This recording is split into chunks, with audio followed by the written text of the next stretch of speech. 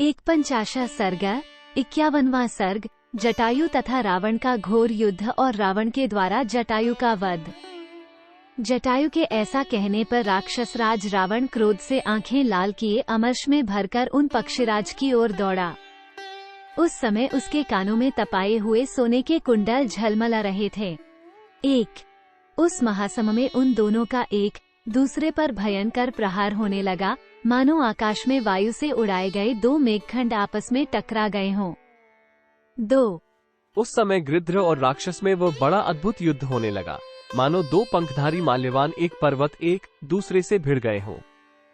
3 माल्यवान पर्वत दो माने गए हैं, एक तो दंडकारण्य में किष्किंधा के समीप है और दूसरा मेरु पर्वत के निकट बताया गया है।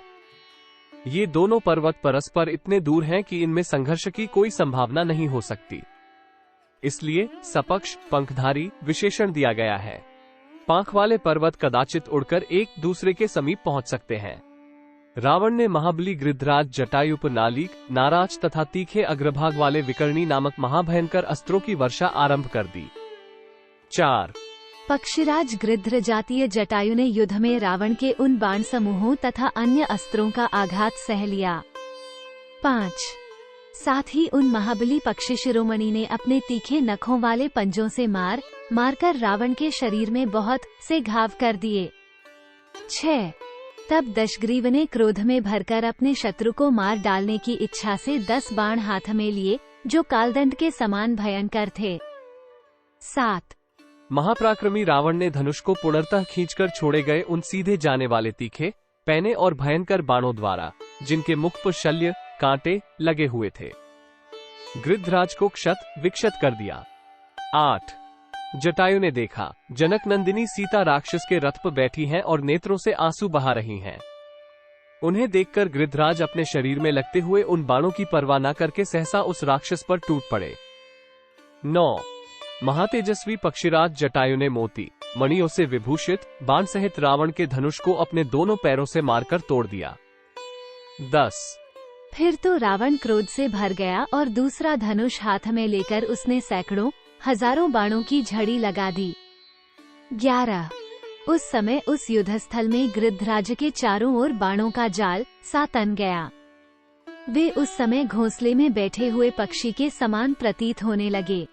12 तब महातेजस्वी जटायु ने अपने दोनों पंखों से ही उन बाणों को उड़ा दिया और पंजों की मार से पुनः उसके धनुष के टुकड़े टुकड़े कर डाले। 13 रावण का कवच अग्नि के समान प्रज्वलित हो रहा था। महातेजस्वी पक्षीराज ने उसे भी पंखों से ही मारकर छिन्न भिन्न कर दिया। 14 तत्पश्चात उन बलवान वीर ने सम्रांगण में पिशाच के से मुख वाले उन वेगशाली गधों को भी, जिनकी छाती पर सोने के कवच बंधे हुए थे, मार डाला। 15 तदनंतर अग्नि की भांति दीप्तिमान मणिमय सोपान से विचित्र अंगों वाले तथा इच्छानुसार चलने वाले उसके त्रिवेणु संपन्न 2 विशाल रथ को भी तोड़ फोड़ डाला। 16 2 त्रिवेणु रथ का वह अंग है जो जुए को धारण करता है, इसका पर्याय है युगंधर। इसके बाद पूर्ण चंद्रमा की भांति सुशोभित छत्र और चवको भी उन्हें धारण करने वाले राक्षसों के साथ ही वेग पूर्वक मार गिराया। फिर उन महाबली तेजस्वी पक्षीराज ने बड़े वेग से चोंच मारकर रावण के सारथी का विशाल मस्तक भी धड़ से अलग कर दिया। 17 18 इस प्रकार जब धनुष टूटा, रथ चौपट हुआ, घोड़े मारे गए और सारथी भी काल के गाल में चला गया, तब रावण सीता को गोद में लिए पृथ्वी पर गिर पड़ा। रथ टूट जाने से रावण को धरती पर पड़ा देख सब प्राणी साधु साधु कहकर गृध्राज की प्रशंसा करने लगे। वृद्धावस्था के कारण पक्षीराज को थका हुआ देख रावण को बड़ा हर्ष हुआ और वो मैथिली को लिए हुए फिर आकाश में उड़ चला। 21 जंक किशोरी को गोद में लेकर जब रावण प्रसन्नता पूर्वक जाने लगा, उस समय उसके अन्य सब साधन तो नष्ट हो गए थे, किंतु एक तलवार उसके पास शेष रह गई थी। उसे जाते देख महातेजस्वी गृध्राज जटायु उड़कर रावण की ओर दौड़े और उसे रोककर इस प्रकार बोले। 22-23 मंद बुद्धि रावण, जिनके बाणों का स्पर्श वज्र के समान है, उन श्रीराम की इन धर्मपत्नी सीता को तुम अवश्य राक्षसों के वध के लिए ही लिए जा रहे हो।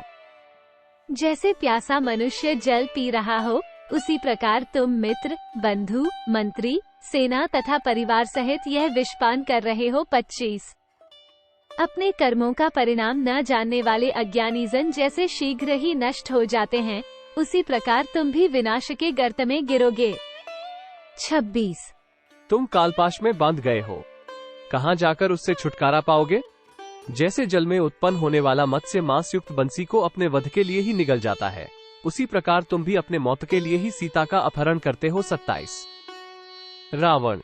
ककूटस्थ कुलभूषण रघुकुल नंदन श्री राम और लक्ष्मण दोनों भाई दुर्धर्ष वीर हैं। वे तुम्हारे द्वारा अपने आश्रम पर किए गए इस अपमानजनक अपराध को कभी क्षमा नहीं करेंगे। 28 तुम काय और डरपोक हो, तुमने जैसा लोकनिदित कर्म किया है ये चोरों का मार्ग है। वीर पुरुष ऐसे मार्ग का आश्रय नहीं लेते हैं। 29 रावण।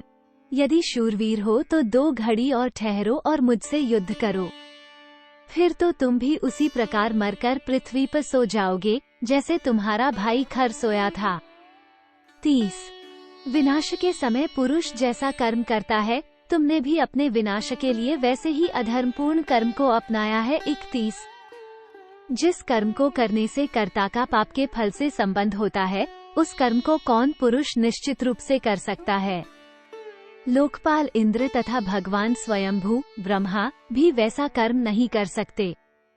32 इस प्रकार उत्तम वचन कहकर पराक्रमी जटायु उस राक्षस दशग्रीव की पीठ पर बड़े वेग से जा बैठे और उसे पकड़कर अपने तीखे नखों द्वारा चारों ओर से चीरने लगे, मानो कोई हाथीवान किसी दुष्ट हाथी के ऊपर सवार होकर उसे अंकुश से छेद रहा हो। 33-34 नख, पांख और चोंच ये ही जटायु के हथियार थे। वे नखों से खरोंचते थे, पीठ पर चोंच मारते थे और बाल पकड़कर उखाड़ लेते थे। 35 इस प्रकार जब गृद्धराज ने बारंबार क्लेश पहुंचाया, तब राक्षस रावण कांप उठा, क्रोध के मारे उसके ओठ फड़कने लगे। 36 उस समय क्रोध से भरे रावण ने विदेहनंदिनी सीता को बाईं गोद में करके अत्यंत पीड़ित हो जटायु पर तमाचे का प्रहार किया। 37 परंतु उस वार को बचाकर शत्रुघ्न गृद्धराज जटायु ने अपनी चोंच से मारकर रावण की 10 बाईं भुजाओं को उखाड़ लिया। 38 उन बाहों के कट जाने पर बांबी से प्रकट होने वाले विष की ज्वाला मालाओं से युक्त सर्पों की भांति तुरंत दूसरी नई भुजाएं सहसा उत्पन्न हो गई। 39 तब पराक्रमी दशानन ने सीता को तो छोड़ दिया और गृद्धराज को क्रोधपूर्वक मुक्कों और लातों से मारना आरंभ किया। 40 उस समय उन दोनों अनुपम पराक्रमी वीर राक्षसराज रावण और पक्षीराज जटायु में 2 घड़ी तक घोर संग्राम होता रहा। 41 तदनंतर रावण ने तलवार निकाली और श्री रामचंद्र जी के लिए पराक्रम करने वाले जटायु के दोनों पंख, पैर तथा पार्श्वभाग काट डाले। 42 भयंकर कर्म करने वाले उस राक्षस के द्वारा सहसा पंख काट लिए जाने पर महागृध्र जटायु पृथ्वी पर गिर पड़े। अब वे थोड़ी ही देर के मेहमान थे।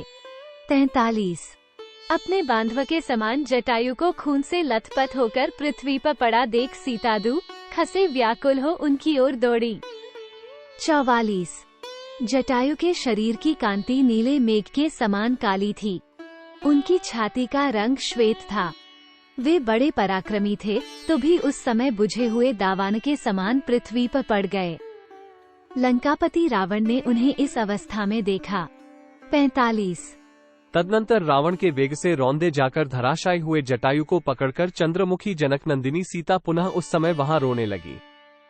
46 इत्यार्षे श्रीमद् रामायणे वाल्मीकि आदिकाव्यारण्य कांडे 150 सर्ग। इस प्रकार श्री वाल्मीकि निर्मित आर्ष रामायण आदिकाव्य के अरण्य कांड में 51वां सर्ग पूरा हुआ। 51